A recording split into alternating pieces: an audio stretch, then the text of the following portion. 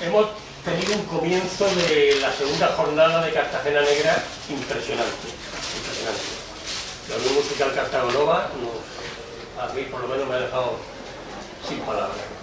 Y ahora, pues lo que os suele ocurrir, yo les aseguro que ayer se hicieron pruebas de sonido, se probaron todos, micrófonos, se probaron todo, ahí está el testigo, se probó todo. Pero estamos novela de misterio, novela negra, novela de misterio, y hay que darle un poco de misterio. Bueno, pues vamos a inaugurar la jornada con dos personas que a mí me tienen entusiasmado. Rosa Rivas y Ernesto Mayo. Esta mañana, comiendo con ellos, le decía que si yo tengo que hablar del currículo personal de cada uno, podríamos tirarnos toda la semana. Entonces prefiero... Rosa Rivas es natural de Plugas de Llobregat, el Prat de Llobregat, vive en Frankfurt, viene desde Frankfurt, le hemos traído desde Frankfurt. Ernesto Mayo, La Plata, Argentina, no es que lo hayamos traído desde Argentina, pero casi, vive en Barcelona, y son dos personas dos escritores. Ernesto es dramaturgo, ha escrito obras de teatro, que se hace de todo. Yo, de verdad, les digo, yo repasando ayer el currículum de Ernesto, dije, madre mía, esto es imposible. Un personaje, el comisario Lascano. Rosa, como es mujer y es más avariciosa, dos. Ana Martí y Cornelia Weber Tejedor. Según cómo se levante, Dr. Jekyll, según cómo se levante, pues escribe una cosa u otra. Sus novelas están traducidas a 400 idiomas y mañana, como diría mi nieto, abuelo, hoy no, mañana vamos a presentar la última novela de Rosa. Novela que se pondrá a la venta el 21 de septiembre. Rosa no me va a desmentir si digo que ella ha conocido esta mañana su novela físicamente, por mis manos. ¿Se la ha llevado? Y me da más rabia porque le he llevado lo que se llama la galerada blanca, la prueba en blanco, que es la prueba que normalmente tenemos en la prensa, y le lleva ya la novela física. Ya.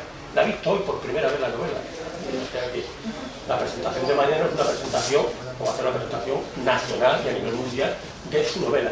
La pena es que no vamos a tener, no se puede comprar, no se puede, porque hasta el 21 de septiembre ahí está esperando. Por no tenerlo lo tengo ni yo, que no me lo quiere dar. No la tiene ni ella. O sea que... Y de Ernesto Mayo, pues espero que en próximas... Claro, porque si hubiésemos traído a todos, Ernesto Mayo ha coordinado ahora dos novelas muy interesantes. Madrid Negro y Barcelona Negra. En Madrid Negro, algunos de los autores que escriben Madrid Negro, como Fernando María, lo tendremos mañana aquí en Cartagena, Lorenzo Silva, que lo tendremos el sábado. En fin, espero que en un futuro hagas Cartagena Negra también, coordinado. Tienes que mirarse un poquito con los crímenes. Son antologías de cuentos criminales. Así que bueno, hagan un poquito honor así por no hacer la antología.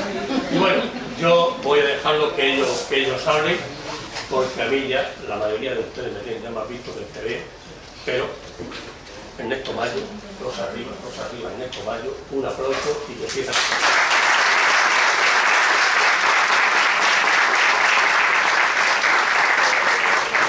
Ante todo, Paco ha tenido la nobleza de hablar del tema de sonido, la culpa es mía. Porque yo tengo por costumbre dar la charla de pie. No me gusta estar sentado ahí atrás de mi escritorio. Entonces todo eso ha generado todo ese movimiento. No soy medio cabrón y no digo las otras cosas, digo yo. Así que bueno, y ahí, bueno, le complico la vida a los técnicos. Sabrán disculpar. No tengo nada que ver con la nada, es de por allá, pero no digamos nada. Me parece que está armado. No se oye. No se oye. Ahora sí. No se entiende esta cosita ridícula. Me dio el cambiazo, pero al final he sabido ganando yo.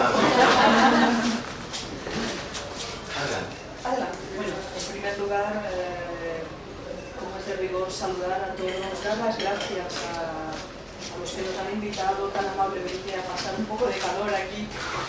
Porque he perdido en el fresco alemán, estoy todavía intentando recuperarme, mandando fotos a casa para que vean lo de hoy, porque es el trabajo de los escritores.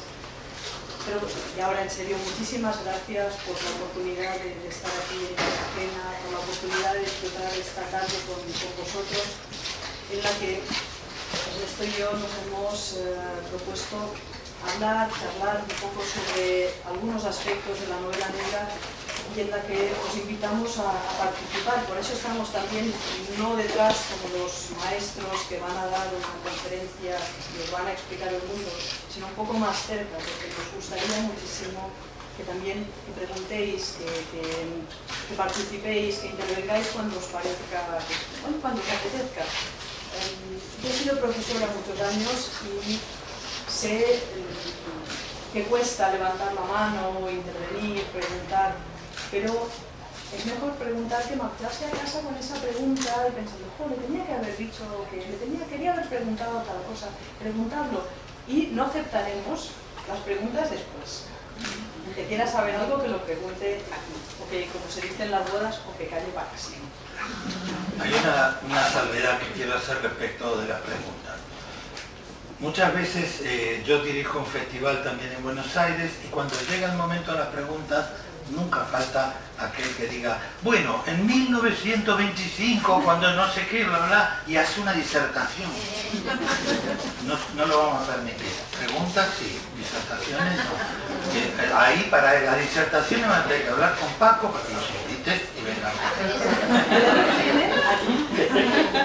En uno de los festivales había uno de estos, un señor, uno de Buenos Aires, creo que tú estabas, que también empezó así con la disertación, y yo digo, señor, mire, disertaciones no, haga la pregunta, por favor.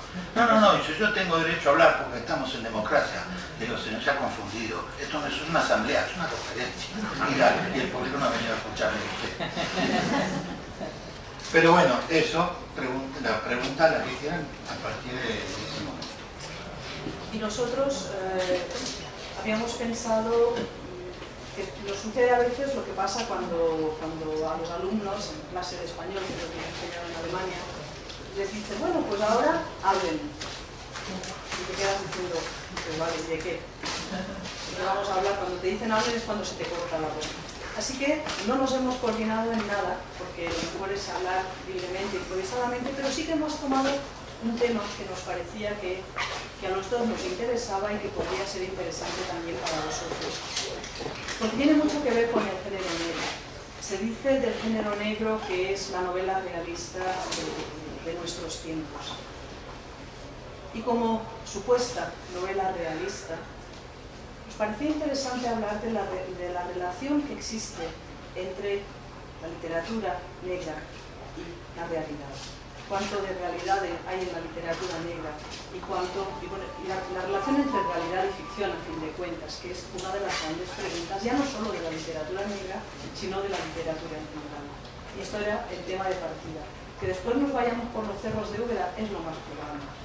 Pero también de eso se trata, de que vamos a ir hablando y sobre todo si vosotros intervenís nos vamos ya por los cerros que queráis. Pues yo quería intervenir ya. Bueno, muy espontáneo. Y no lo hemos pagado. Y no lo conocemos. Y no es autor. Además es una pregunta para los dos. Es una pregunta que me inquieta, tanto por mi profesión, porque soy policía, de la escala básica, como escritor, porque escribo novela policíaca. Y es por qué esa costumbre... Bueno, tú estás implicado porque tú también has escrito de eso. Los que trabajamos en una comisaría sabemos que solo hay un comisario. Y el comisario, me disculpará si hay alguno aquí en la sala, sobre todo que no me abra un expediente, el comisario es un cargo semipolítico.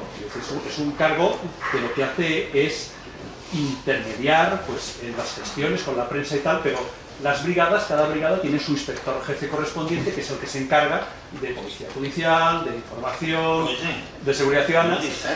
No. lo quería plantear. Mira, yo estoy casado, mi mujer es comisaria, pero en casa no es comisaria, y aquí tampoco. No, quería allanar el terreno para llegar a la pregunta. Vale, a la pregunta. La pregunta es, ¿por qué esa costumbre de que todo lo hacen los comisarios?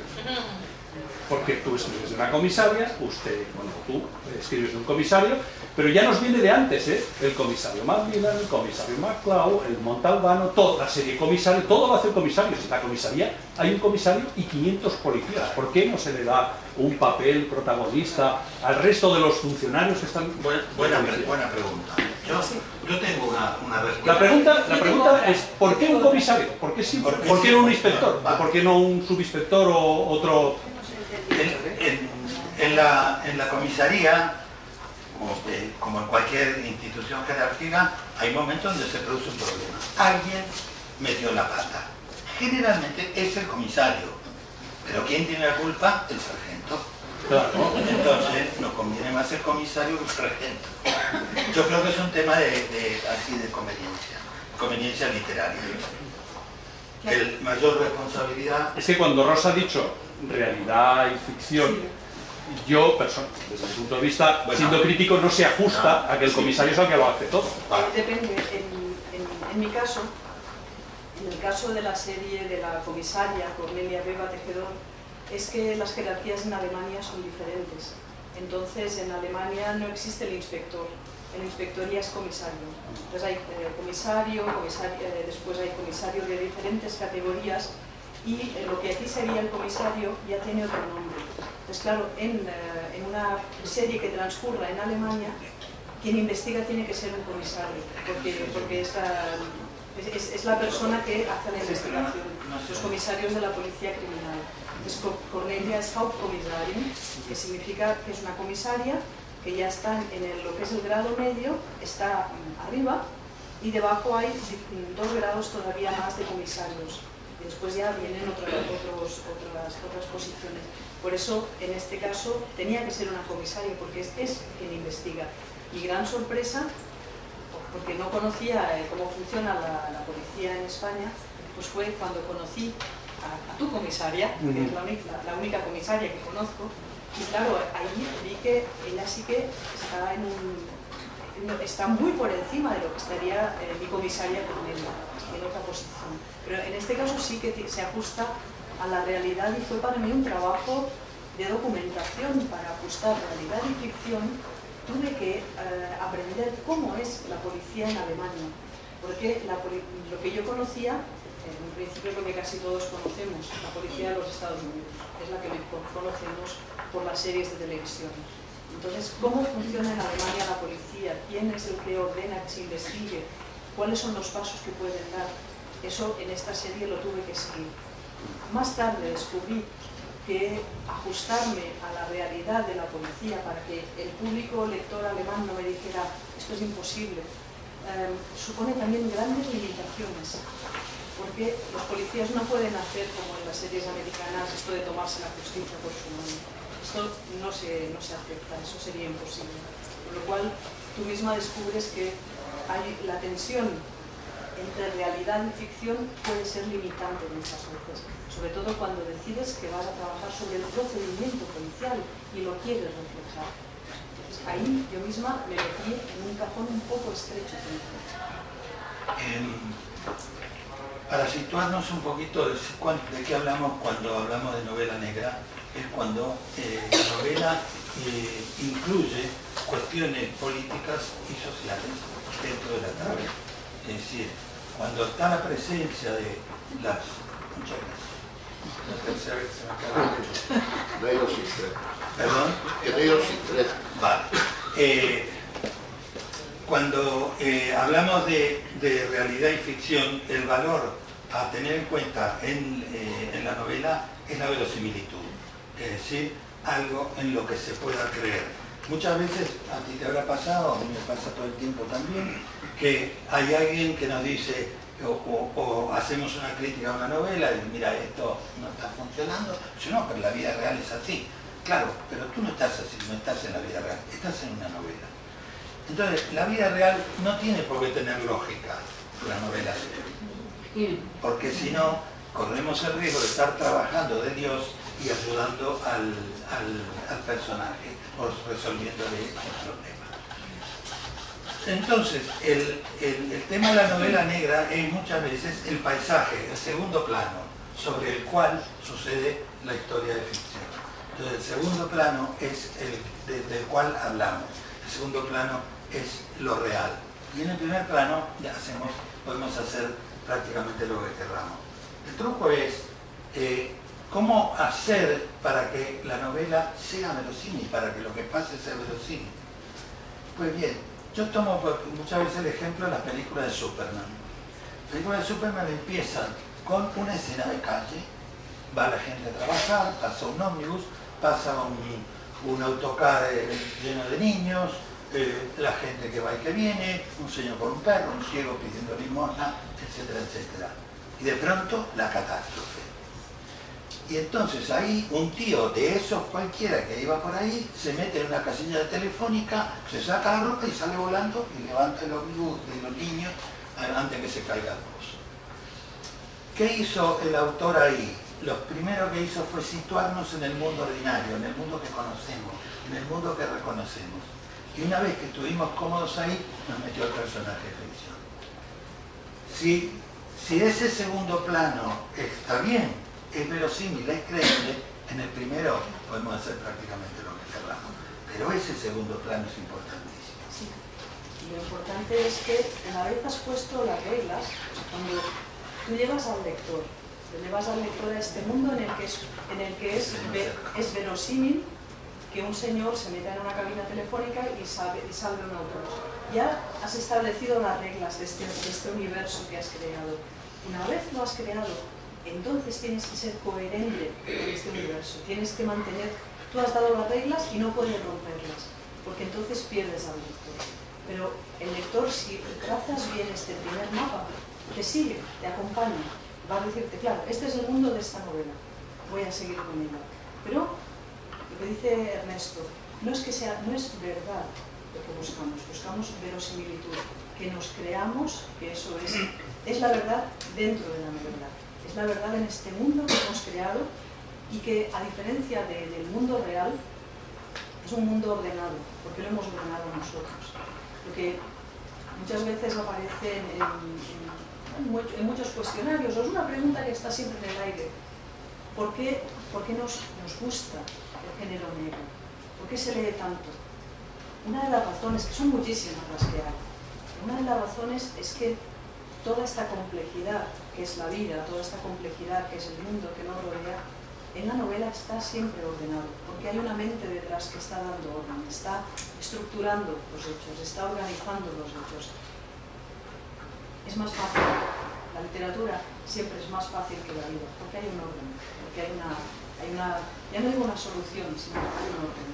Por eso tenemos esta atracción, ya no solo por la novela negra, sino por cualquier tipo de literatura que nos ayuda o nos da la sensación, es el gran engaño de que entendemos algo, entendemos un trozo del mundo, ese trocito del mundo que alguien nos ha ordenado. Pienso que eso es también una de las partes importantes en esta relación entre realidad y ficción. La ficción tiene orden, la realidad no, la realidad son miles y miles y miles de hechos, de situaciones que nos desbordan, generalmente nos desbordan. Nuestra percepción ya está limitada. Si captáramos todo lo que está sucediendo, nuestro cerebro explotaría. Y en cambio, en la novela todavía nos lo reducimos más y nos parece que es comprensible, es aprehensible más bien. O sea, lo podemos captar, del principio al final. Ordenamos un poco el mundo, a pesar de que a veces representemos situaciones de caos absoluto como es las situaciones de partida de una novela negra, que empezamos ya con situaciones criminales que son una ruptura del mundo, son una quiebra en el mundo habitual. No sé si estás de acuerdo, sí. ¿No? ¿O algo está pitando? Yo tenía una pregunta, pero ya me la resuelto, porque claro, el hecho de que tiene una voluntad no tiene ningún cabida, ningún momento caótico dentro de una novela negra. Pero claro, precisamente la novela lo que trata es del quiebre de un orden y de cómo ese orden hay que restaurarse. Así que sí, el caos es parte de la cuestión, pero para restaurar el orden. Es tan importante el orden porque el orden es la base, la esencia de la escritura, de la literatura. Este es el orden. Las decisiones que tiene que tomar el autor es qué palabra va después de la otra y cuáles dejo y cuáles quito. Y esto es ordenar. Y como vivimos en el caos, como los seres humanos somos tan caóticos, tenemos necesidad de darnos esa ilusión de orden. Pero también esa ilusión de orden crea una especie de orden, crea un consenso como el que tenemos aquí en este momento. Ustedes han estado de acuerdo en que nosotros les íbamos a dar una charla y ustedes la iban a escuchar y eventualmente hacer alguna pregunta, que es el mismo contrato que se hace entre el lector y el autor, que es, hagamos de cuenta que te voy a contar una historia y entonces tú vas a hacer de cuenta que esa historia es real. Y si yo te la cuento bien, en tu mente, en la puesta en escena, en el teatro de tu mente, vas a ver esa historia. Vas a ver una historia que la estás haciendo tú con elementos que yo te doy, pero la haces tú la creas. Simplemente yo lo que tengo que dar es pautas, señales, indicios para que tú hagas tu historia. Yo hay una cosa que hago en mi novela que es que jamás hago una de esas descripciones como se usaban anteriormente. Era un hombre alto, de mandíbula fuerte, con cejas espesas y anteojos y bla, bla, bla, bla, y te lo describen hasta el último lunar. Claro, no le dejas nada al lector. Yo doy dos, tres cosas. Era un tipo extremadamente delgado con un ojo desviado.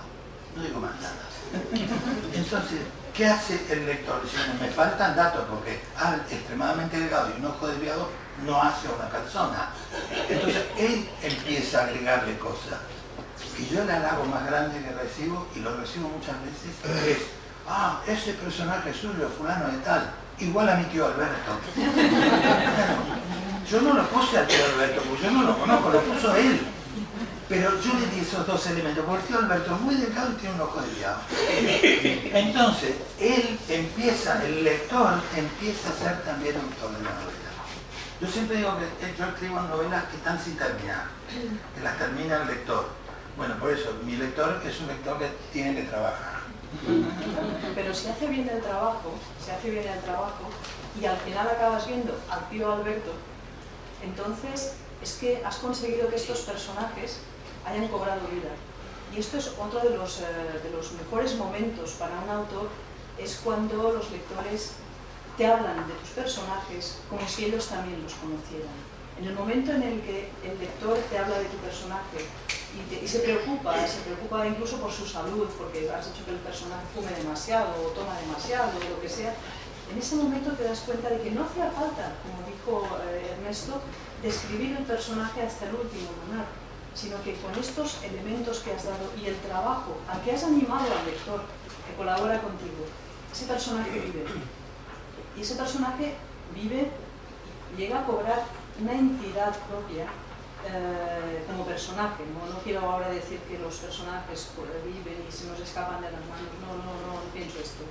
Sino quiero decir, ha cobrado una entidad como personaje relatado, como personaje contado, que muchas veces a mí llega hasta producirme un poco de vértigo cuando pienso, algunos de los personajes con los que yo trabajo, cuando trabajas en series, como también es el caso de Ernesto, que son personajes que te acompañan 2, 3, 4 novelas, esos personajes para ti tienen la misma entidad, la misma realidad, si queremos decir, que los personajes históricos, de los que todo lo que sabemos es lo que nos han contado, no los hemos conocido.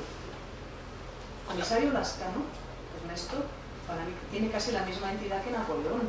Pues a ninguno de los dos lo conozco en persona, solo sé lo que me han contado de los dos, lo que me ha contado Ernesto y lo que me han contado los libros de texto. Y los libros de texto o los libros de historia no dejan de ser narraciones. Alguien me ha contado a Napoleón y Ernesto me ha presentado al comisario Lascano. En mi mente tienen el mismo grado de existencia y de realidad, aunque uno sea un personaje histórico. Por eso el cine siempre te gusta mucho más el libro que cuando vas al cine a ver la versión del director que ha hecho, ¿no? Del libro que tú has escrito, ¿no? Porque al fin y al cabo... Le voy a contar algo que sucedió hace algunos años. Cuando yo publico la primera novela de Lazcano. Bueno, Lazcano muere al final de la novela.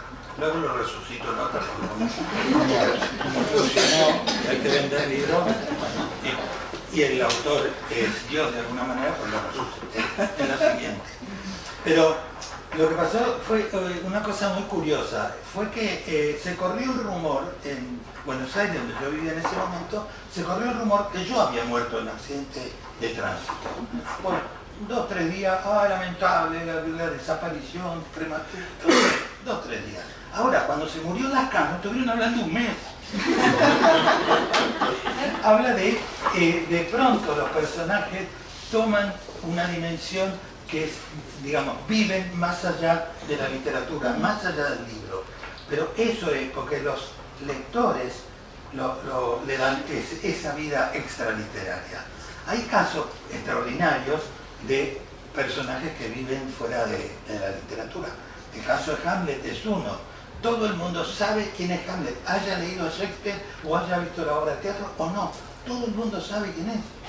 Y pareciera ser que tiene una dimensión que va más allá de la literatura. Y hay otro personaje, y esto lo que voy a decir es escandaloso. Hay otro personaje que todo el mundo cree que es un personaje histórico y no lo es.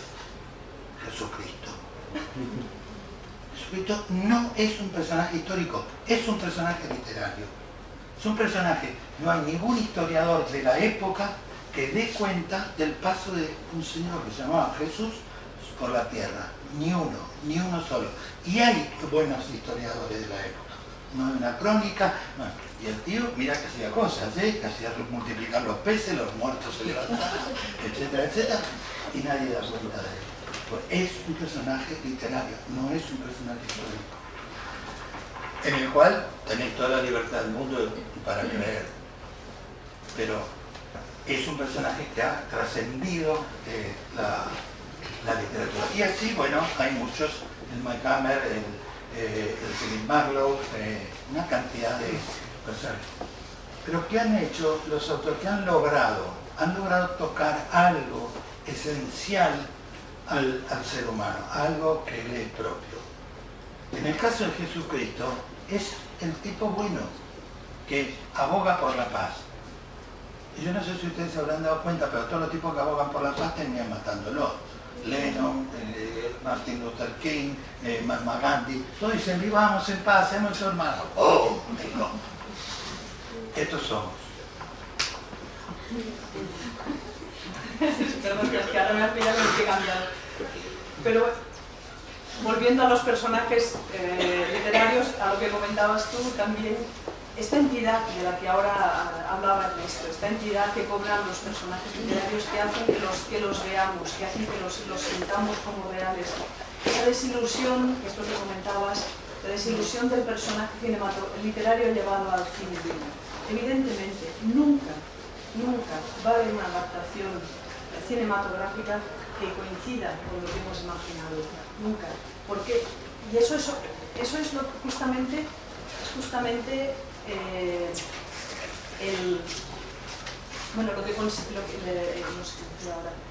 justamente una demostración de hasta qué punto la lectura es un trabajo de creación por parte del lector.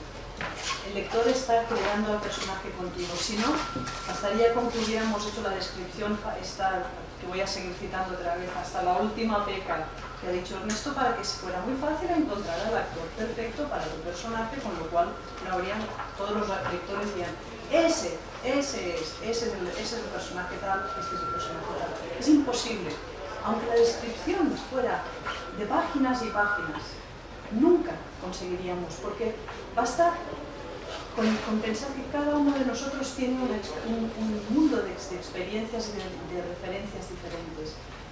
Si decimos, tomemos algo muy simple, cuando uno, es el ejemplo que se usa siempre en lingüística, cuando uno dice la palabra mesa, una palabra elemental, básica.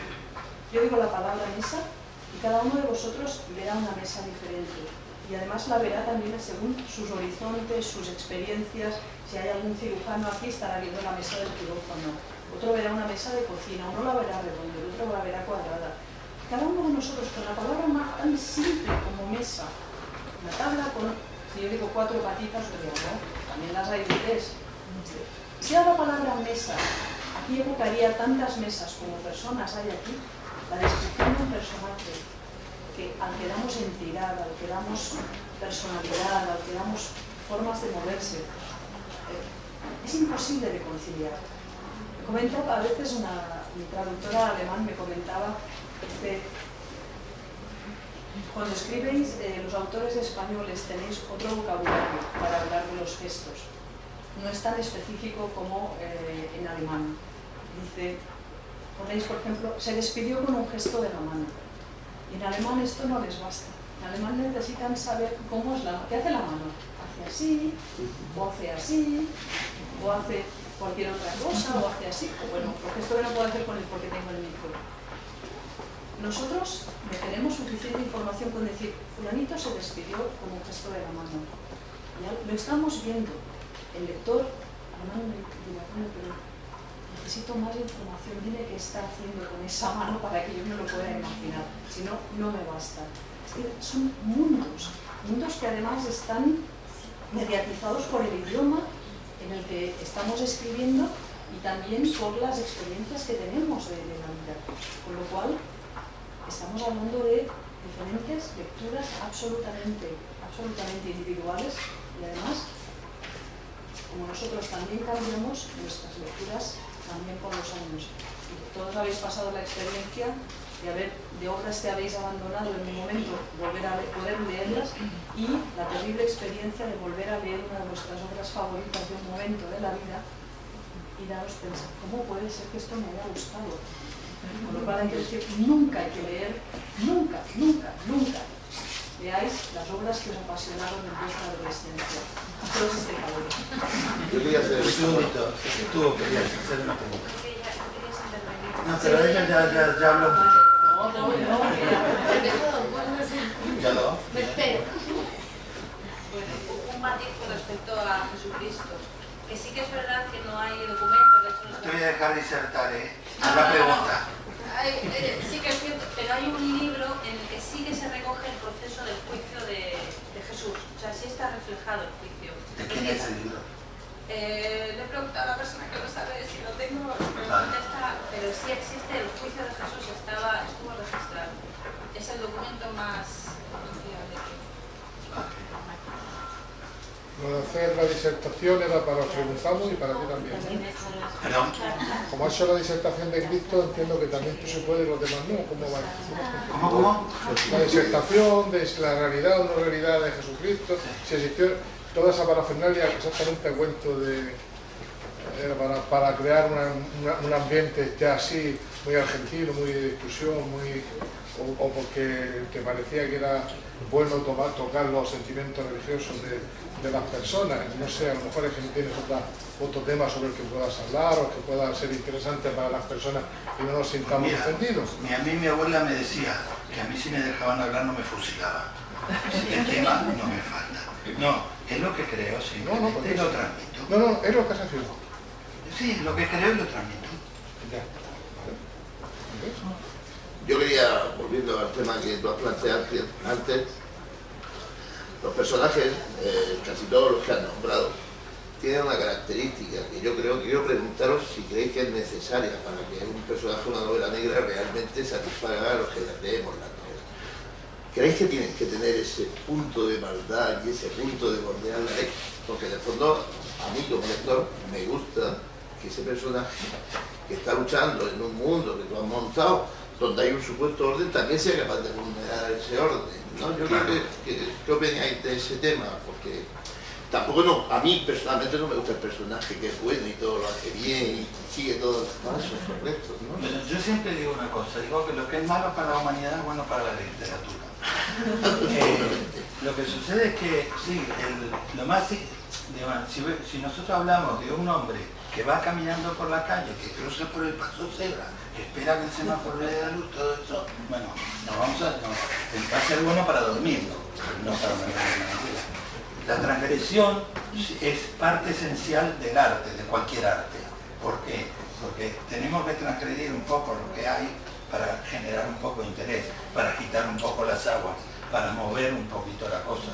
Tal vez esto sea también lo de Jesucristo. Exactamente, También lo he visto clarísimo. también va por ese lado.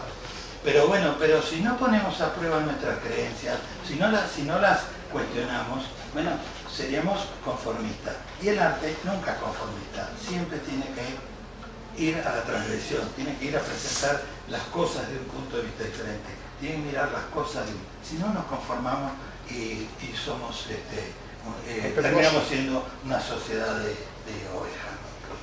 Y por otro lado, lo que decías, esta fascinación por los personajes, nos interesa siempre más el malo que el mal es mucho más divertido. es mucho más atractivo, y yo creo que es una manera también de, digamos, de vivirlo proyectado en otro personaje. Los personajes malos que nos fascinan nos permiten ser malos también a nosotros, nos permiten vivir emociones negativas que muchas veces no admitimos que tenemos, porque tenemos como este ideal de persona buena, noble, siempre cabal, que es a lo que parece que aspiramos, cuando en nosotros mismos hay siempre una parte oscura. Esa parte está ahí, esa parte si no la vivimos en la vida real, y por suerte muchas veces estamos socializados, y la socialización tiene esta función, que no saquemos a veces el animal que llevamos dentro, pero también la queremos vivir, y a veces la vivimos en la ficción, y disfrutamos con esos personajes malos, y sentimos una admiración terrible por personajes despreciables, o una fascinación terrible por personajes despreciables, porque nos atraen y nos repugnan a la vez. Por ejemplo, si tomamos el personaje de Patricia Highsmith, el Ripley, es un tipo sin escrúpulos, es un tipo manipulador, es un trepa, y queremos que le salgan bien las cosas. Nos identificamos con él, a pesar de que sabemos que Dios malo, es que mata, es que hace todo, pero nos fascina. Y vivimos en Ripley un tiempo siendo malos, vivimos con él estas experiencias, porque también es eso, nos permite vivir experiencias que no seríamos capaces y no querríamos quizás vivir. Nadie, igual ninguno de nosotros querría ser Ripley, pero en la novela somos Ripley, vamos con él, es nuestro chico de Ripley, no son los otros. Este es el que nos fascina. El otro día estaba hablando con unos amigos de toda la saga de la Guerra de las Galaxias. ¿Cuál es el único personaje que va a durar, que va a perdurar, que vamos a seguir, y que ya es un mito? No es el chico, es un Sosaina, es Darth Vader. Este es el personaje que va a pasar a tener... que hay gente que no ha visto la Guerra de las Galaxias y sabe quién es. Añadiría uno más, que es el bueno que es medio malo, que es Han Solo. Bueno, sí, porque es medio malo. Sí, porque ese tiene una parte, pero ¿por qué es más por eso, interesante Han Solo que Luke? Porque Han Solo tiene una parte de gamberra, una parte de vividor.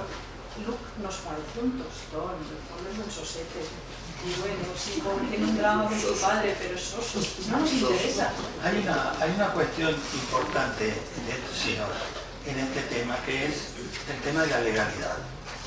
La legalidad es lo que es legal. Casi todos nosotros, quiero creer, vivimos en la legalidad. Algún pecadillo tendremos, ¿no? Ojalá no me van a engañar, pero vivimos dentro de la legalidad, sobre todo que hay policía en esa.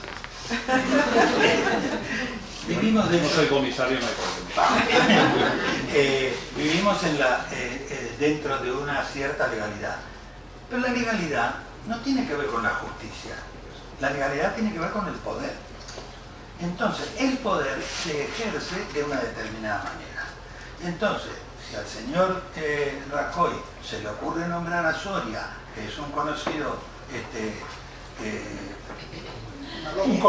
pónganle ustedes el adjetivo que quieran, como el representante de España en el Banco Mundial, otra cueva de ladrones, pero lo pone. Y entonces, ¿eso es legal? Absolutamente. ¿Pero es justo? Absolutamente no.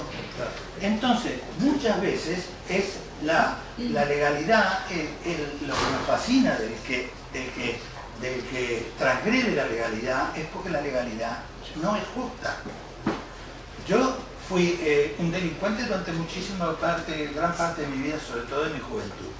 ¿Por qué? Porque había un orden institucional que era dirigido, que era dominado por las juntas militares, que hubo varias en Argentina. Yo desde los 20 hasta los 40 o algo así, pasé por 2, y yo fui un combatiente en contra de esa legalidad. Por lo tanto, era un delincuente para la legalidad, pero yo era más justo que ellos. Entonces, eso también nos fascina del personaje que va en contra de lo legal, porque en realidad a veces ir por la justicia es ir en contra de lo legal. Entonces ahí es donde nos escapamos. Un temita que roza por este lado, que me interesa que dejarlo planteado, es el tema de eso que se dice siempre, de que la realidad supera la ficción. Se dice todo el tiempo, la realidad supera la ficción, y esto no es cierto. Y no es cierto por una sencilla razón, que la realidad dejó de existir. Ya no hay más realidad. Tenemos versiones de la realidad, fragmentadas, pedacitos de realidad que nos cuentan los medios de acuerdo con sus intereses, con su línea política.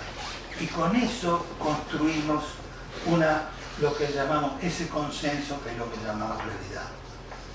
Y yo creo que el gran mérito de la novela negra, al mostrarnos todas estas cuestiones sociales, todas estas cuestiones de legalidad, justicia, toda esta oposición, todas estas oposiciones y contradicciones del sistema jurídico en el que vivimos, esa es la gran virtud que tiene, que nos muestra esto, con ese segundo plano. Nos entretiene con la historia del primer plano, con la historia de ficción en primer plano, pero nos está mostrando el segundo plano. Sí, pero por otro lado, no deja de ser la realidad contada por el autor, es decir, está igualmente mediatizada. Sí, con no lo cual, es real eso. Claro, eso sí que es real. O digamos es la realidad dentro de la novela. Sí, pero digamos presente que para mí una de las grandes falacias respecto a la novela negra es el hecho de que se diga que es una novela realista. No es una novela realista, es como los autores vemos determinados hechos, determinadas realidades, determinados fenómenos, es nuestra versión, es nuestra visión de estos hechos, pero no es novela realista, tampoco es una novela que tenga que cumplir una función. No creo que la novela tenga que cumplir una función de ser un panfleto, de denunciar nada. Lo denuncias si está en la visión que tú estás mostrando, está presentando una realidad o unos hechos que tú ves como denunciables y el lector ve como reprobables.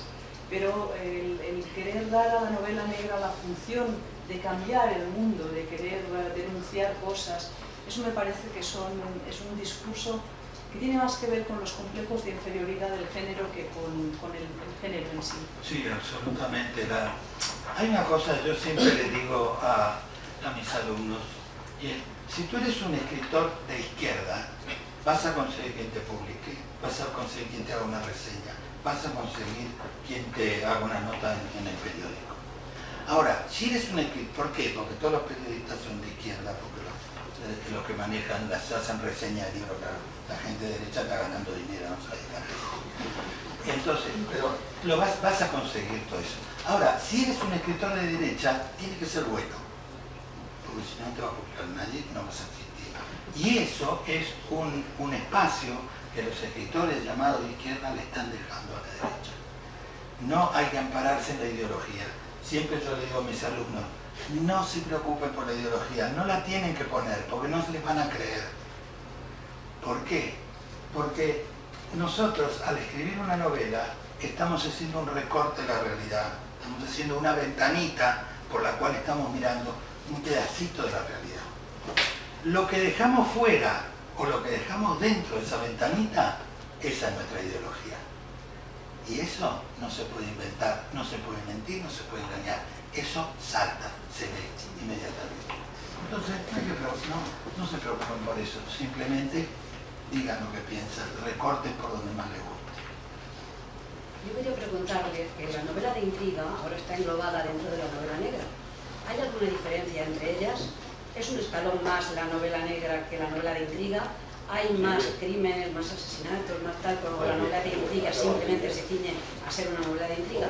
¿O está todo englobado ahora? ¿Qué diferencia hay o si no la hay? No, digamos, lo que hacen disección de los géneros diferencian entre... El organizador habla por teléfono. Sí.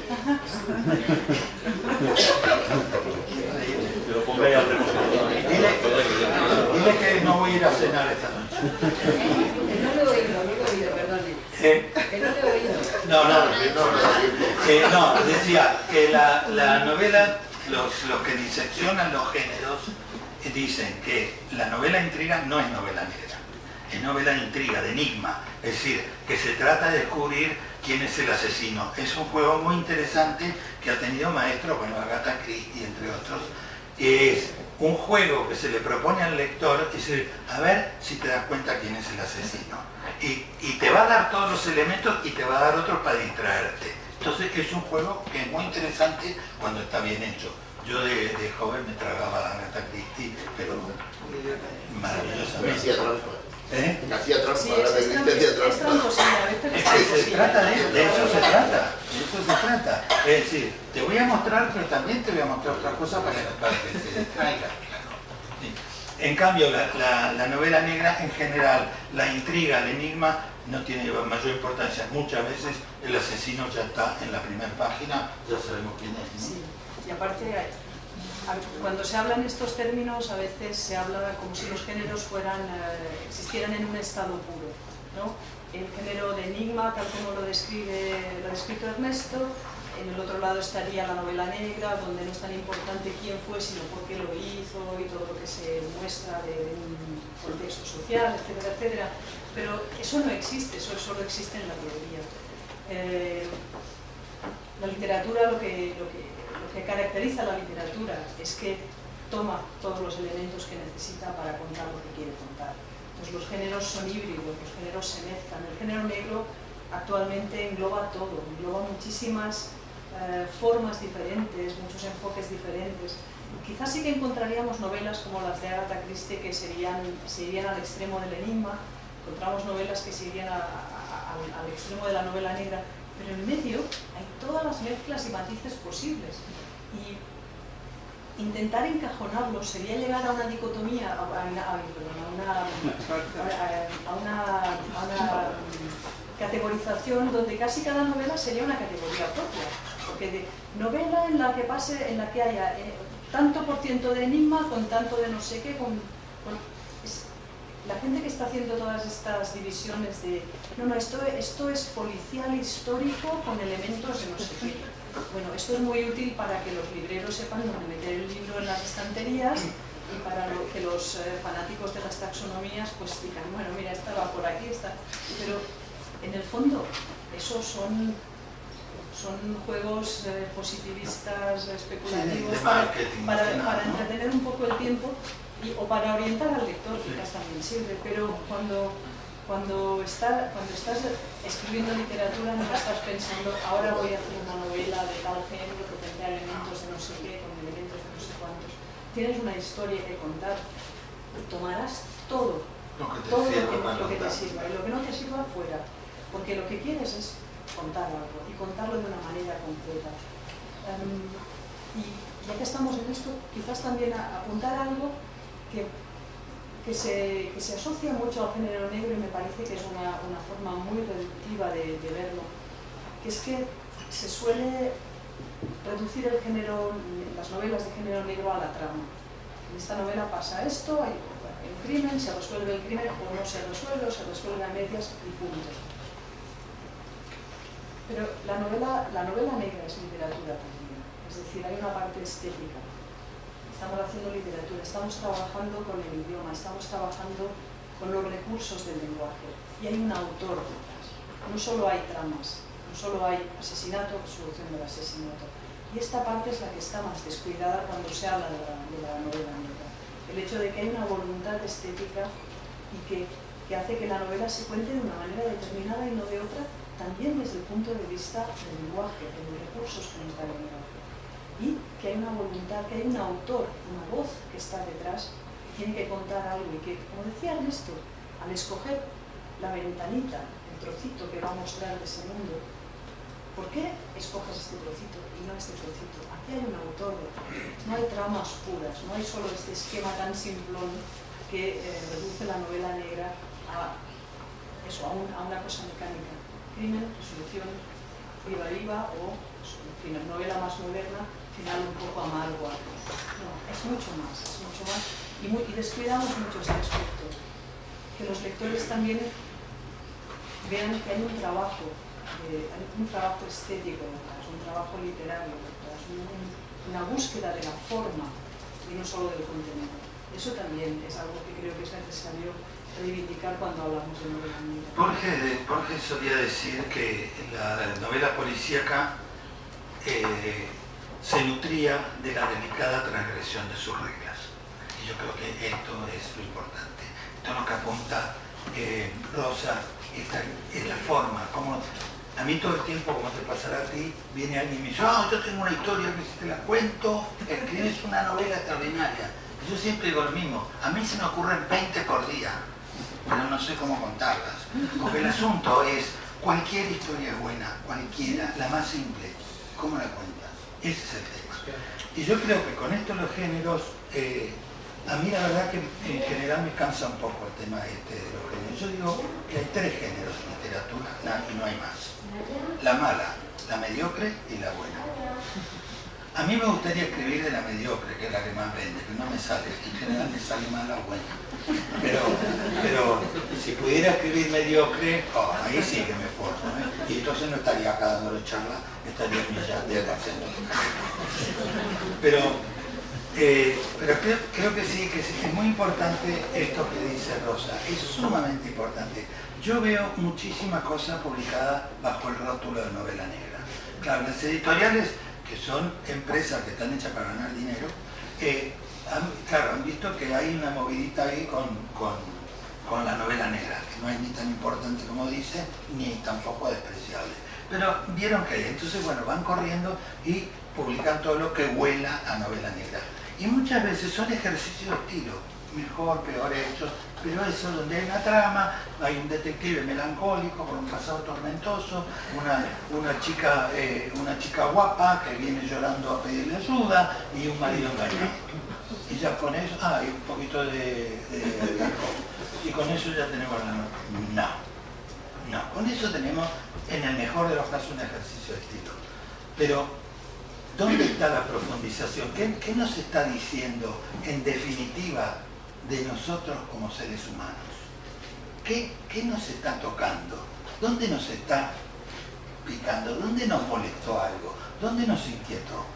Yo creo que esta es la cuestión. Y todas esas cosas no se consiguen con la trama, se consiguen con la forma. ¿Cómo lo cuento? El arte, todo el arte, es una cuestión formal. Es cómo lo cuento. Claro, podríamos hacer ahora el ejercicio de tomar un clásico de la literatura universal y lo podríamos reducir a una línea. Cualquier novela, hasta el Quijote, lo podríamos reducir a una línea. Lo que importa es cómo está contado, cómo Cervantes decidió contar esta historia, qué forma le dio. Eso es lo que la hace grande. Si no, podríamos decir, la historia de uno que a fuerza de leer libros se le seca un poco el cerebro, se cree que es un caballero, sale por ahí, se mete en 1000 aventuras absurdas y vuelve a su casa machacado y muere. Eso sería el Quijote en 2 líneas. Todo lo que pasa por el camino, en ese camino de este hombre, ¿cómo está contado? ¿Qué personajes crea y qué situaciones crea? ¿Cuándo nos hace reír? Nos hace reír muchísimo. ¿Cuándo nos emociona? ¿Cuándo nos hace llorar también? Todo lo que nos está contando sobre la humanidad, sobre nosotros, sobre el mundo. ¿Y cómo lo ha hecho? Eso es lo que ha hecho esta novela tan grande. Pero no la historia de un tío que se vuelve loco. La historia de un tío que se vuelve loco y sale por ahí, la podemos contar también tan mal, que el Quijote no habría llegado ni al primer papelito que se usó para hacerlo. Pero se contó muy bien, formalmente. Ahora miren, me has hecho acordar, hay una escena del Quijote donde el Quijote habla con alguien, yo ya no me acuerdo pero me acuerdo la esencia de la escena. El Quijote habla con alguien y empieza a hablar de Dios, del paraíso, de los ángeles, no sé qué cosa, y el interlocutor le dice, os veo un tanto místico, y el Quijote responde, es que estamos comiendo poco.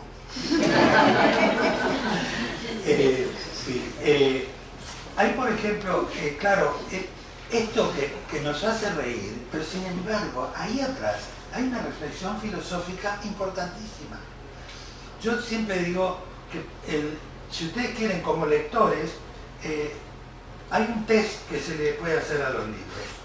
La primera página, lean el primer párrafo. Si el primer párrafo no los engancha y ustedes no quieren seguir leyendo, compren otro.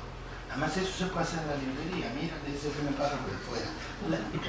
Los autores nos jugamos la vida en el primer párrafo. Hay algunos que no lo saben, la novela empieza en la página 40. Bueno, hay gente muy paciente y que, bueno, tiene paciencia para llegar a la página 40, no es mi caso. Y la de la mayoría de los lectores no tenemos tiempo, hay demasiado libro. Pero ese primer párrafo, esa primera escena, esa que nos sitúa, dice, este es el problema, esta es la cuestión. Yo no puedo, como lector no tengo que esperar a la página 40. Y esto no es un invento de la modernidad. Yo siempre cito el caso de Hamlet. Obra de teatro que está hace 400 años y que sigue vigente. ¿Cómo empieza Hamlet? Hamlet empieza con que viene un soldado, lo agarra a Hamlet y dice, oiga, don Hamlet, ahí en el muro hay un fantasma que dice que es su papá y que dice que usted, que su tío, el hermano de él, que se acuesta con su mamá, es el que lo mató y que usted tiene que vengarse. Ya está. Miren todo lo que hay ahí. Incesto, traición, asesinato, seres sobrenaturales. Hasta fantasmas, ¿sí? Y el mandato de la venganza. Es genial. Entonces uno dice, qué bueno, que quiero saber qué pasa. ¿Se va a vengar? ¿Lo va a matar o no lo va a matar? Y es tan genial Shakespeare que lo que hace es que a partir de ese momento el personaje duda todo el tiempo, lo mato o no lo mato, lo mato o no lo mato. Y al final viene otro de afuera y dice que lo mata a todos, incluido. Pero nos tuvo, nos enganchó y no nos soltó. Este es un test para una novela, sobre todo dentro del género policíaco. Este es el test. ¿Me enganchó? ¿Tengo ganas de seguir leyendo o no tengo? Yo creo que mi sueño es escribir una novela eléctrica, una novela que yo la ponga en la mesa y flote, que no la puedas soltar, que la tengas que leer con guantes de amianto. No lo logro, por supuesto, pero bueno, el éxito es intentar.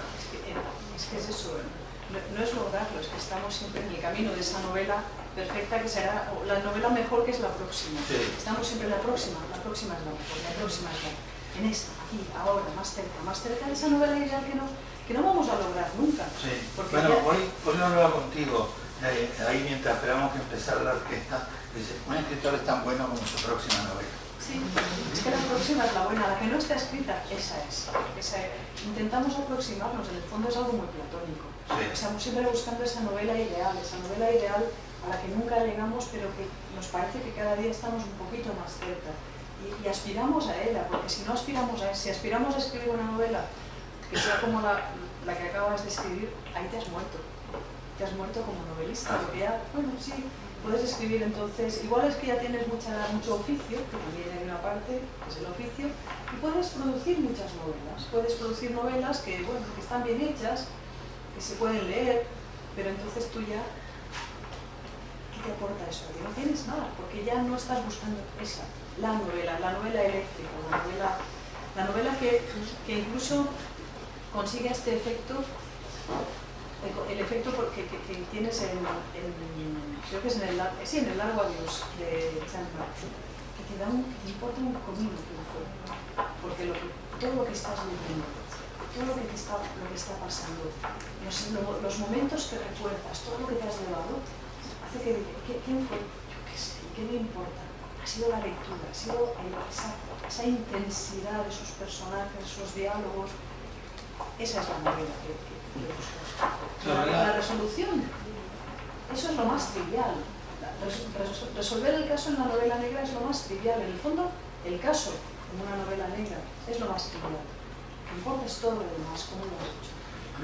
No me acuerdo qué autor fue que dijo que si no hay lágrimas en el autor no las habrá en el lector, si no hay risas en el autor no las habrá en el lector. Yo siempre digo a mis alumnos, fíjense lo que les sucede a ustedes mientras están escribiendo. Ese es el termómetro exacto para medir si lo que estás haciendo vale la pena o no. Porque, ¿de qué estamos hablando en definitiva? Estamos hablando de una pasión, de la pasión por escribir. Yo noto en muchísima gente que tiene más ganas de ser escritor que de escribir. Lo veo muchísimo. Claro, y de lo que se trata es de jugarse la vida en una palabra, en un párrafo. Yo hay una charla que suelo dar que es cómo se planea una novela, planear una novela policíaca, cómo se planea un atraco. Un atraco es una cosa absolutamente práctica, que es doy pauta de cómo se hace. Y lo que yo digo es que el atracador, sobre todo el atracador de bancos, él entra al banco con tiene dos posibilidades, o tres. O sale rico, o sale muerto, o sale preso. No hay más. Yo creo que el autor tiene que vivir su obra con ese nivel de riesgo. Porque sin riesgo no hay arte. Si no innovas, no hay arte. Si no le pones pasión, no hay arte. Y si se trata de novelas policíacas, absolutamente todos los crímenes del mundo, todos, sin excepción, se cometen por pasión. Todos. Por celos, por ambición, por envidia, por odio, por lo que fuera. Todos son fruto de la pasión. Y los seres humanos somos seres apasionados, en el mejor de los casos, si no nos han domesticado. Entonces, esa pasión que el autor va a poner en su literatura, en su escritura, esa cosa que hace que de pronto te despiertes a las 4 de la mañana y tengas que correr al ordenador para ponerte a escribir eso que se te ha ocurrido, porque si no se te va a escapar. Eso se lo estás transmitiendo al lector. Esa pasión por la vida, esa pasión por la muerte, que es la otra cara de la vida. Estos son los elementos, yo creo, con los que se hace buena literatura. Y el libro, bueno, luego te podrá salir mejor o peor. Pero vivimos una sociedad que habla mucho del éxito. Y el éxito es vender 40.000 ejemplares. O el éxito es salir en la lista de lo más vendido de Amazon. O el éxito no es eso. El éxito es intentarlo. Hay una escena de la película Alguien voló sobre el nido de cucú, no se llama así en español. Vale. Hay una escena que para mí es una lección de vida absoluta. Y es la escena donde Jack Nicholson, están todos los chiflados por ahí dando vuelta, y Jack Nicholson los mira y les dice: yo voy a coger ese bebedero, que es un aparato inmenso, se lo voy a arrancar del pedestal, lo voy a tirar contra esa ventana y me voy a escapar. Todos los locos lo miran, y el tío va, agarra el bebedero, y no lo mueve ni un milímetro. Entonces se da vuelta y todos los locos lo están mirando. Y él, ¿qué dice? Al menos lo intenté. Y esto es, yo creo que esto es la vida. El éxito es intentar. No te salió esta, vendiste 500 ejemplares, pues escribe una mejor. No te salió, bueno, haz algo más. Tienes que concentrarte más, piensa más, siente más, vive más. Yo, por ejemplo, yo tuve un alumno, un chico joven que escribía muy bien, tenía un don, que eso es algo que no se enseña, lo tienes o no lo tienes. Pero le faltaba no sé qué. ¿Sí? Y un día me di cuenta y le dije: mira, tú deja de ir al taller, sale a la calle, júntate con las personas esas que tu madre dice que no te tiene que juntar, ve con las putas, con los borrachos, con los marginados, mézclate un poco con la vida y luego ponte a escribir. Porque el otro ya lo tenía, lo que necesitaba era un poco de vida, ¿no? Hace muchos años, cuando se inventó el primer sintetizador de música que se llamaba Moog, los señores de mi edad, que creo que no hay ninguno, lo recordarán, cuando se inventó el sintetizador para demostrar las bondades de un aparato que hacía música electrónica, hicieron las obras para órgano de Bach. Y el sonido era perfecto, purísimo, sonido puro. Era una porquería. ¿Por qué? Le faltaba el dedo golpeando en el teclado, le faltaba la respiración del órgano, le faltaba la basura. Claro, es que justamente eso es lo que hace que una obra nos resulta más próxima y nos gusta más cuando tiene defectos. Cuando no es perfecta, la perfección no nos interesa, tampoco, igual como no nos interesan los buenos, tampoco nos interesa la perfección, la limpieza absoluta. Nos gustan las aristas, las cosas que no han acabado de salir bien, pero que detrás ves que hay algo. Detrás ves que hay esta pasión, este intentar llegar a algo más. Las obras pulidas, limpias, no les va, es como que no sabemos por dónde agarrarlas, porque se nos escapan, se nos escurren, son demasiado lisas, demasiado limpias. Actualmente hay algunos, ya que seguimos con la música, hay algunos músicos en la música clásica que tienen una pureza, una limpieza tocando. Y tocan, escuchas a veces el concierto para piano de Tchaikovsky, que es pura pasión. Está tan bien tocado. No he quedado fría. No me han llegado. Aquí no había, unos dedos maravillosos, seguramente entrenados con horas y horas, pero ¿dónde está Tchaikovsky aquí? ¿Dónde está ese músico que se moría en cada nota, que era pura pasión? ¿Dónde está? No está. Se quedó por ahí en estas teclas tocadas todas que no notas la diferencia entre un dedo y otro.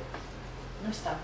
Es lo mismo, las obras perfectas, limpias, tienen que llevar nuestras imperfecciones, tienen que llevar nuestros errores. Incluso a veces errores a los que les coges tanto cariño que cuando tienes la ocasión de corregirlos no los cambias. Porque eres tú en ese momento. Volviendo a esta obra ideal a la que aspiramos, si me permitís una pequeña anécdota. En la primera novela de la comisaria Beba Tejedor cometí el gazapo más gordo de mi vida, que fue, en la primera página se dice de un personaje que aparece muerto, el cadáver está en el río, y se dice que le faltan los ojos porque se lo han comido los peces del río Maí. Esta página la escribí, al principio nunca más la toqué. Después conocí a una forense que me asesoró y me contó, como solamente los forenses, tenía una frase fantástica que era: soy una fanática del humor vítreo. Porque claro, cuando sacas el humor vítreo, pues puedes saber muchísimo sobre si esta persona tomaba drogas, etcétera, etcétera. La frase me gustó tanto, me enamoré tanto de ella que pensé, esta la que toma. Entonces, 2 capítulos después, sacan el cuerpo del agua y el forense le dice a la comisaria: pues nada, cuando haya hecho el análisis del humor vítreo te podré decir más. Yo me quedé tan ancha, mi editor se quedó tan feliz, hasta que vino la traductora alemana y me dijo: ¿y de qué ojos piensas sacarlos? Si en la primera página dice que se me habían comido los peces. Aquello que te entró un sudor frío. En alemán está corregido. En alemán dice: si tuviera ojos analizaría tal, pero en español se quedó con ese gazapo. Y entonces un día dando una charla en un instituto de mi pueblo, en el Prat, les conté a los alumnos, pues hablando de esto, de que no buscas la perfección en este sentido. Es eso, que cometes errores, por supuesto, y más de uno y más de dos. Les conté esto y pensé, no, y les dije, bueno, cuando se haga una segunda edición de la novela, pues ya corregiré el error. Pronto una chica, y además una de estas chicas de 17 años que te devuelven la fe en la humanidad, porque es que cabezas que hay por ahí, me dice: ay, pues yo no lo quitaría. Porque esta eras tú cuando escribiste la novela. Y si quitas este error, se pierde parte de la historia de la novela, se pierde una parte del encanto de la novela. Pues mira, ahora que se ha hecho una nueva edición, no he cambiado el error. Porque esa novela, con ese error, con ese gazapo enorme, es lo mejor que yo pude ofrecer en ese momento. Y ese error lo documenta. Ese error es parte de mí, es parte de lo que yo era en ese momento. Ahí está. No me pasará más, pero en ese momento esta era yo, esta era la escritora que hasta donde podía llegar en ese momento. Y ahora me ayuda a pensar, bueno, pero ya no estoy ahí, ahora estoy en otro punto. Muy lejos todavía de mi novela ideal, de esa novela que quiero,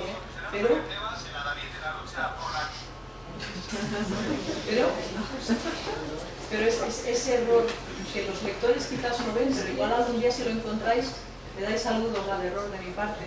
Esa era yo en el año 2007. Ahora me ha intentado contar una anécdota también. Cuando escribo mi primera novela de Lascano, tenía mucho miedo de cometer algún tipo de error de eso, entonces me fui al cuerpo médico forense a hablar con un médico forense.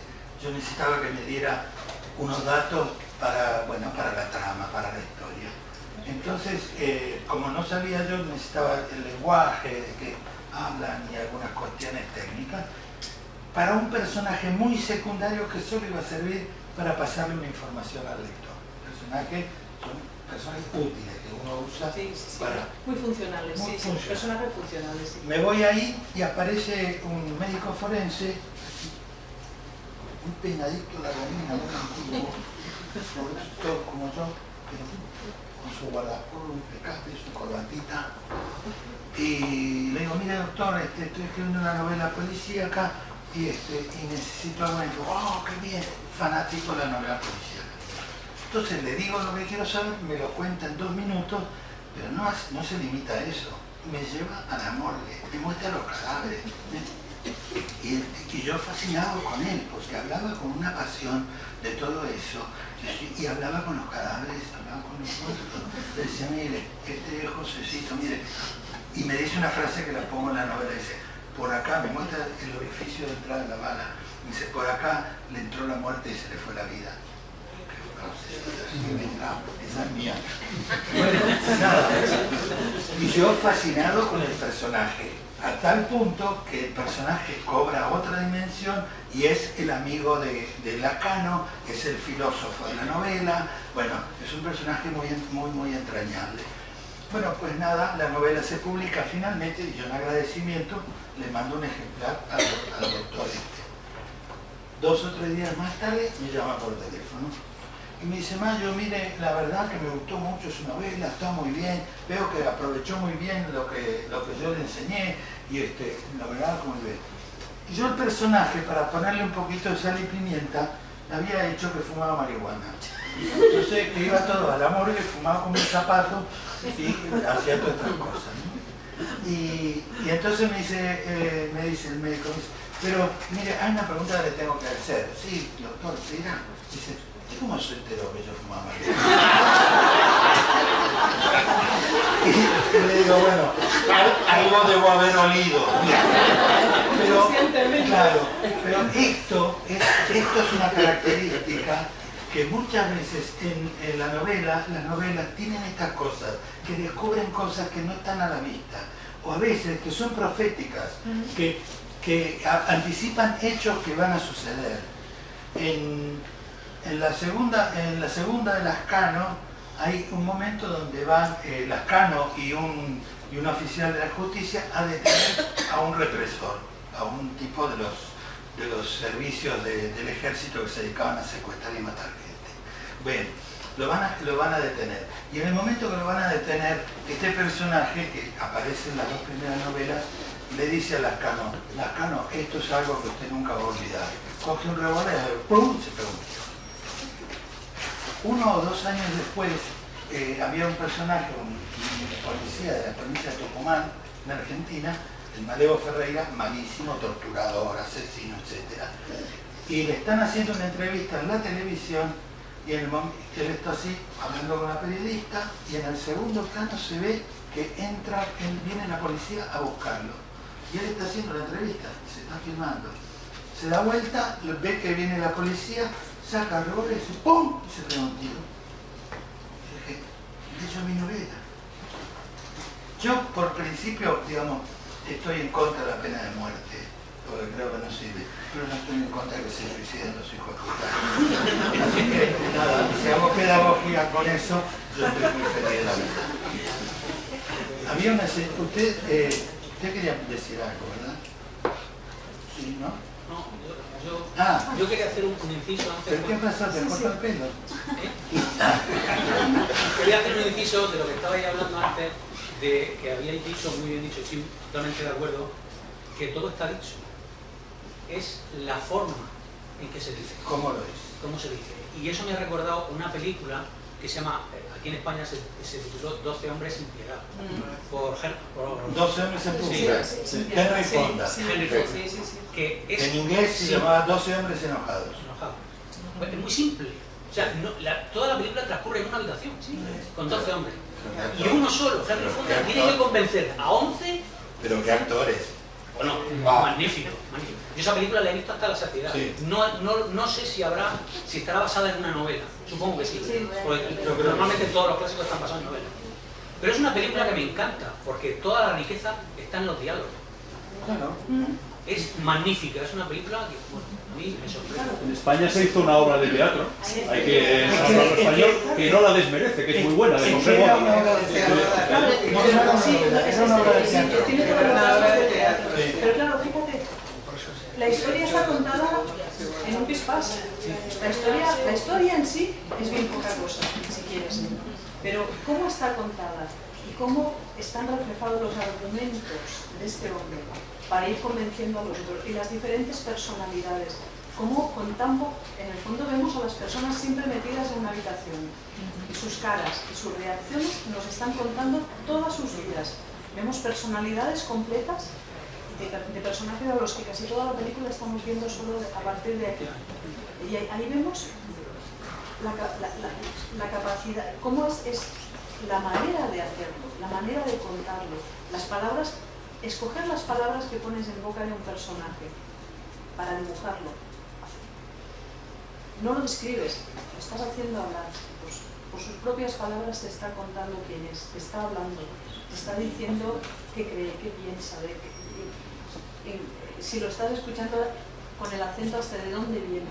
Todo eso es el trabajo que has hecho tú con el lenguaje para reflejar todo esto. Este es un tema fundamental de la literatura, del teatro, del cine y de la vida.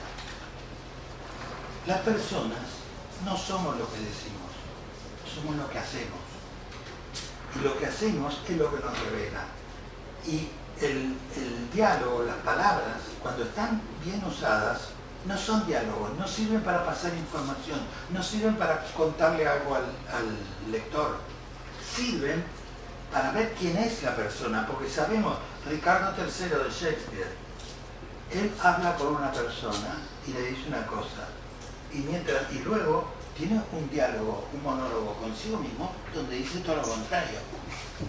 O, por ejemplo, viene la viuda de no sé quién, alguien a quien él ha matado, viene trayendo el féretro de su marido muerto, que lo ha matado Ricardo, y ella lo sabe. Y en 5 o 6 réplicas, ella acepta casarse con Ricardo. Está tan bien hecho, que ese diálogo, porque no es diálogo, es acción, es la palabra en acción. Porque tienes siempre esta tensión entre lo dicho y lo expresado, que no es lo mismo, y lo notamos hasta en el punto de que cuando decimos algo, son muchos los elementos que necesitamos para entender lo que realmente nos están queriendo decir. Desde la expresión de la persona que tenemos delante, la entonación, el contexto en el que se está diciendo. Las mismas palabras, las palabras pueden quedar incluso desprovistas de significado si no tenemos toda esta información contextual. El hecho de que digas, a alguien, ven, y algo tan simple como ven, puede ser una orden, puede ser que quieres tener a esta persona cerca, puedes estar diciéndole que puedes estar reconciliándote con esta persona, puedes estar haciendo miles de cosas con la simple palabra ven, casi más corta imposible. Todo eso que podemos hacer con el lenguaje, y lo hacemos constantemente en nuestra vida cotidiana, cuando lo elaboramos literariamente, vamos ya a una dimensión, añadimos esta dimensión estética que nos permite crear mundos, crear además un placer estético, un goce diferente, que es el que aporta la literatura y es el que nos permite llegar más allá del lenguaje común. Todo esto es lo que también encontramos en la novela negra. Claro, fíjense, por ejemplo, ahí me acabo de acordar, a raíz de lo que decía Rosa, de una escena del Padrino, que el grupo mafioso quiere conseguir algo de alguien y ese alguien se niega. Y entonces dice, bueno, Padrino, ¿qué haremos? Y el Padrino dice esa frase que ha quedado grabada. te haré una oferta que no podrás rehusar. ¿Qué nos está diciendo? ¿Que le va a ofrecer mucho dinero? No, que le va a decir, o lo vendo o te mato. Así de simple. Pero no lo dice. No, está implícito. Está implícito. ¿Y por qué está, y cómo podemos...? Lo cual lo hace mucho más tremendo, claro, ¿no? porque como está implícito, como él no dice, si no me da el dinero me lo cargo, como está implícito nos damos cuenta de lo poderosísimo que es, porque no necesita ni decirlo, no necesita ni expresarlo abiertamente. Con este discurso indirecto nos está dando a entender que... yo creo que la gran lección de la saga del Padrino es precisamente este detalle. El Padrino nunca ordena a una muerte, nunca dice que hay que matarlo, le basta un gesto.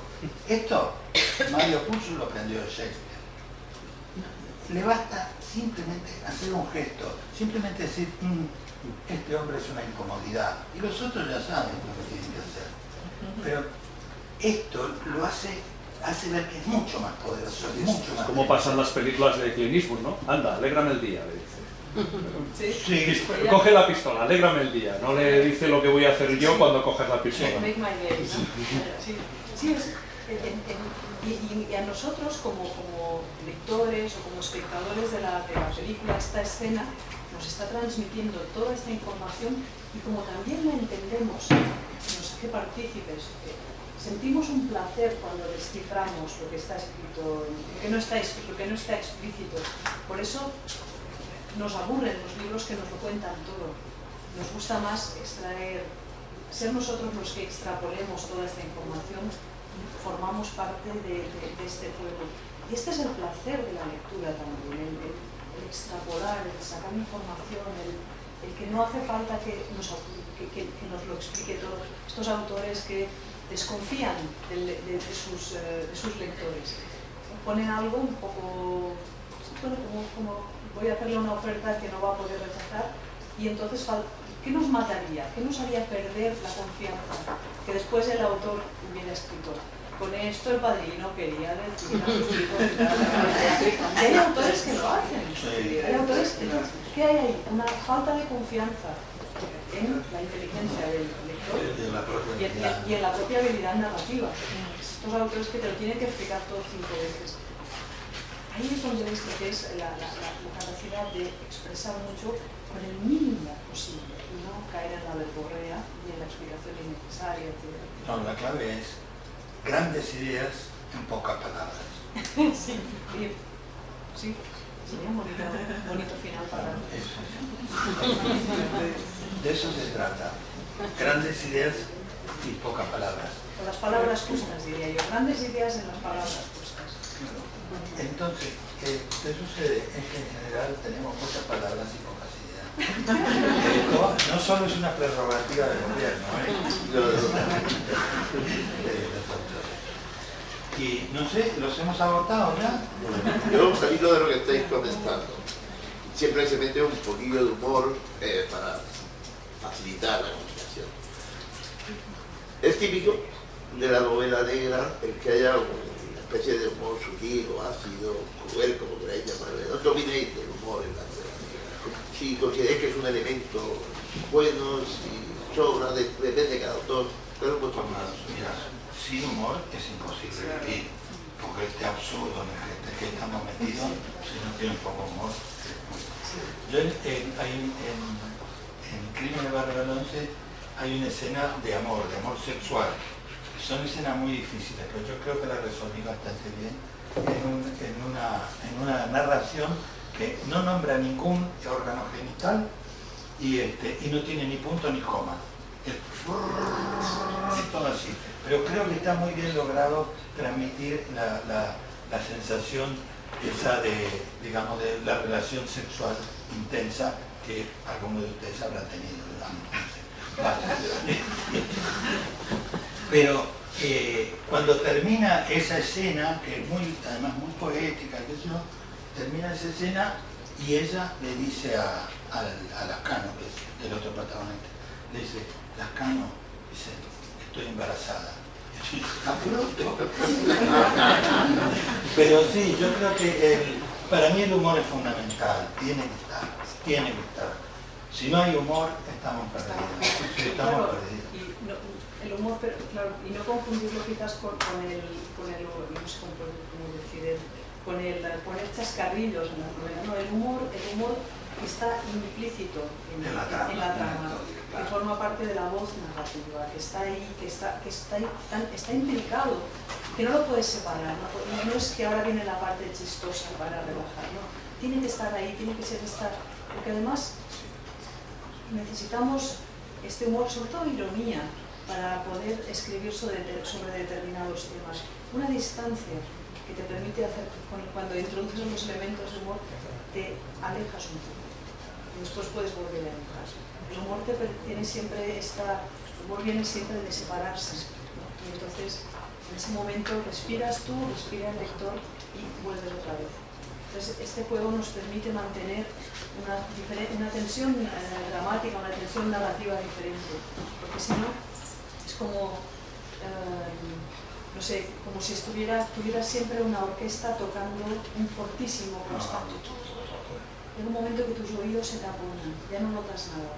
Pues necesitas hacer todos estos para que después de un momento mucho más duro sea más fuerte, o para, como lo que ha contado él, después de una escena así, necesitas este momento de humor para... Pero más el humor, la risa, es una manera de comprender. Chaplin tenía una definición de comedia que para mí es absolutamente genial. O sea, el humor, la comedia, es una tragedia a la que se le han caído los pantalones. Yo tengo un amigo que tiene mucha tendencia a dramatizar todo en la vida. Bueno, todos conocerán a alguno así. Y bueno, él había estado casado muchos años con una mujer, luego se separó, una separación bastante complicada, y se separó y bueno, pasaron otros 20 años y un día la mujer patinó en la bañera y se golpeó y se mató. Y él me llama, ¿no? Con su tendencia a dramatizar, que hace claro que 20 años. Entonces me dice, no, que digo, ¿cómo estás, Pablo? Y dice, bueno, no sé, muy mal con esto que ha pasado, sí, claro, comprendo. Entonces me dice, porque ¿sabes qué pasa? Me dice, es la segunda vez que se me muere. Ah, digo, bueno, esta es definitiva. Y ahí él se empezó a reír y entendió algo, entendió que él estaba dramatizando. Y el tema de la muerte solamente lo podemos digerir con humor, solamente. Un día todos nosotros vamos a estar mirando la raíz del perejil, lo sabemos. Entonces, digámonos un poco el asunto. Bueno, en Argentina no sé, pero aquí en España normalmente en los tanatorios se suelen contar chistes. Sí, pero los mejores chistes del mundo son... Porque lo necesitamos, porque además no podemos mantener este nivel de pena y de tristeza. Hasta el cuerpo lo pide, el cuerpo lo necesita. Todos los policías saben cuando van a un cadáver, si hay familiares se tienen que contener porque siempre llega el policía gracioso que hace algún chiste y no te puedes reír y es... Bueno, los médicos en los quirófanos también, todo eso. Es que es la manera de enfrentarse a lo que nos supera de tal manera, ya la muerte nos supera, el drama, los muertos, lo que dices tú cuando vais a ver un cadáver, una operación, eso nos supera y nuestra válvula es el humor. Y nos permite afrontarlo porque es que en cuanto nos vimos nos distanciamos. Desde ahí hemos conseguido protegernos, el humor nos protege también. ¿Conocéis el cuento del tío que va a ver a un amigo que está muy mal, está terminal, está muriendo? Y entonces el otro amigo le dice, oye, José, dice, cuando lo veas a Paco, no le digas nada, que él no sabe que está tan mal, ¿eh? Así que nada, tú, alegría, lo saludas y tal. Bueno, no te preocupes, que yo ya sabré cómo le queda. Bueno, pues entra a la habitación y dice, hola Paco, dice, con que agonizando, ¿eh? Pero sí, ese es un chiste de tanatorio. Son los mejores. De paso, hay un cuento de Julio Cortázar que se llama Conducta en los velorios, que está en Historia de los Ratos. Ese cuento te ríe desde que empieza hasta que termina. Y es una familia que se dedica a ir y copar velorios ajenos. Se apropian del velatorio. y lo dirige, terminan dirigiéndolo ellos, los familiares para seguir el cortejo se tienen que tomar un taxi. Es un cuento, pero es maravilloso. Y es un cuento de humor alrededor de eso, de la muerte. Es que la muerte es algo fantástico. Hombre, no sé, es el tema, no hay otro tema. Es lo único que realmente nos preocupa, es la única certeza que tenemos. El acabose. ¿Eh? El acabose. No sé si es el acabose o el empezóse. Porque fíjate tú una cosa. Muy de aquí no es. Sí, fíjate tú una cosa. Por ejemplo, ¿qué sabemos del pasado? ¿Cómo vivían los antiguos griegos, los antiguos egipcios? Lo sabemos por los monumentos funerarios. Es lo que dejamos. Es eso que las pirámides son plataformas de lanzamiento para las almas y ese tipo de cosas. Pero claro, es que la muerte es el tema. Si quita la muerte, no hay más literatura. Miguelito de Mafalda dice que tienes que devolver el envase. ¿Ya tienes? Claro. Devolver el envase. Dice, entonces, ¿por qué lo entierran? Tienes que devolver el envase. Claro, exactamente. Si yo lo llamaba eso, devolver el traje, ¿no? El traje, si se oiga usted.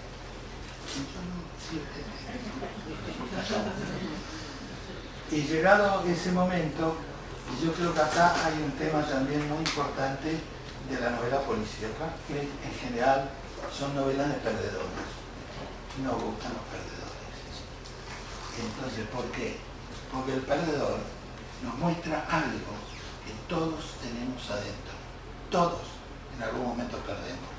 Todos en algún momento dicen, Señor, devuelva el envase, entregue el traje, se acabó. De afuera.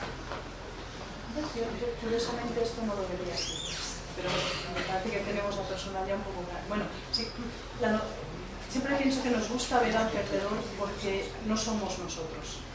El perdedor es lo que podría pasarnos y no somos nosotros. Entonces, nos gusta ver al perdedor, nos gusta que el perdedor gane, o en algún momento consiga ganar, pero estamos fuera.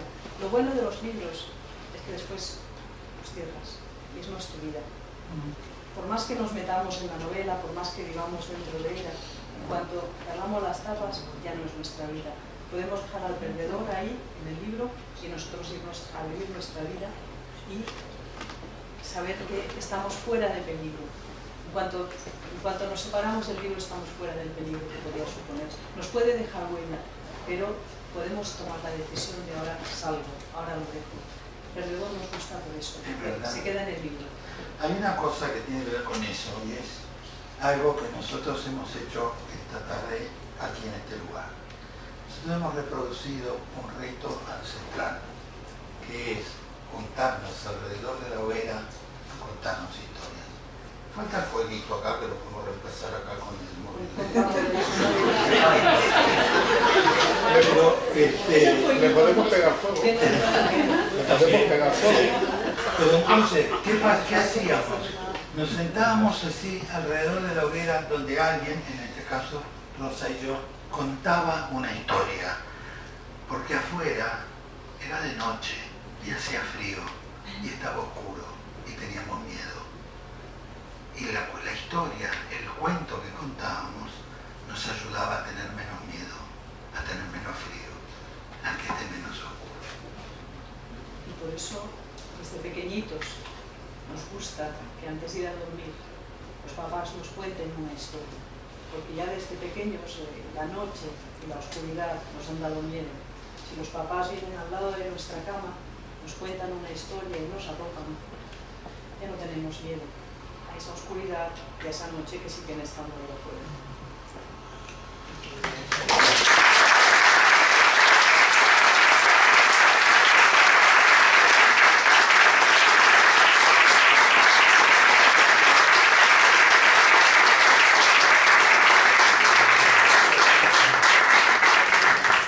Muchas gracias. Tanto los libros de Rosa como los míos están afuera. Pero se los podemos firmar, van a tener un valor incalculable cuando estemos muertos. Aprovechen